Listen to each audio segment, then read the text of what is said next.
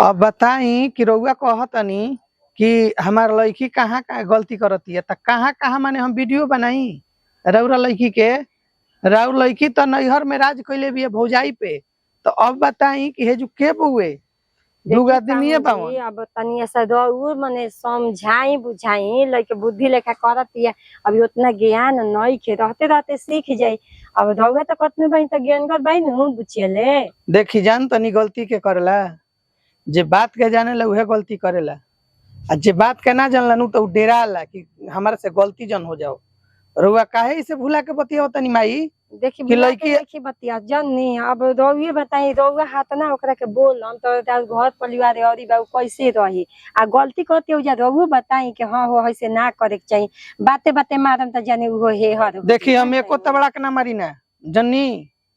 राउर बेटी सब झूठ सच बोलती है ना। तो एगो बात सुन ली, अगर ओकरा ज्यादा एथी बहुए दिक्कत बा तो हम ही कनी घर छोड़ के चल जाते नहीं उहे रहो। ई का कहते पाहुन रउए चल जिन त केकरा बोले रही बताई। अब रउआ से शादी बियाह कर ले घर में छोड़ देम त माई बाबू के साथे रही कितना दिन रही। माई तो हमार नहीं खे, माई रही तो नौबतिये ना हमारा रही। माने उहे बतिया कहते घर में जे परिवार बहु माई नहीं खी बाबूजी बावे नु और घर परिवार बानू। हमरा के एगो बात बताई कि मान ली कि हई कला हमार बहिन के परीक्षा बुए आ बनावत ये खियावत ये दोनों टाइम आई दोनों टाइम माने सुता रहता ही बेड रेस्ट रहता तो कहाँ तक ले ठीक बा।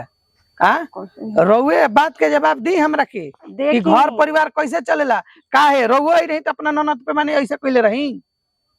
देखी जाए दी उतना दूर तक रउआ मत जाई। ई गलती बा बुचिया के हम समझा देतही कि जाए द बुचिया के परीक्षा बा तू ही बनाव खियावा ए घड़ी आ परीक्षा खत्म हो जाए दोनों ननद भौजाई मिल के करिहन जा खइहन जा।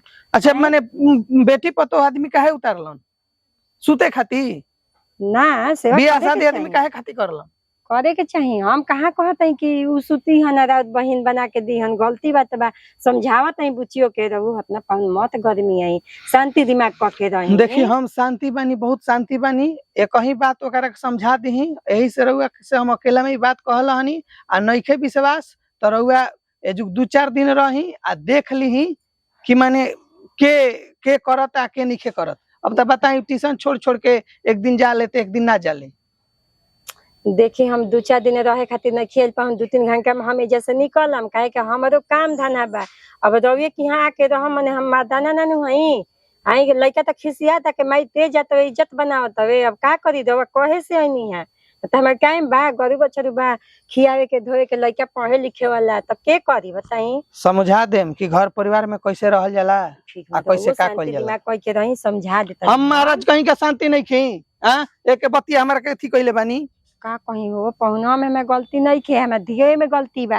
एक के हरमिया कितना समझाई ना फोनो पर चाहे वो जो लेकिन अपना आदत ले बात नहीं खे हमरा के बात सुनवाती है नु तो दामाद ले हमरा बतियावे कह हो हम तो खुदे शर्म लागेला। अब बना के खियावत बहिन तो भाई गलत तो बैले बा पढ़े लिखे वाली लड़की आई घर में का करी सुती अबे जाते ते पूछा तनी कोई ना रही तहां बताई में हो ना तो कही के माइयो हमरा के गाकतिया बोलतिया है जाई।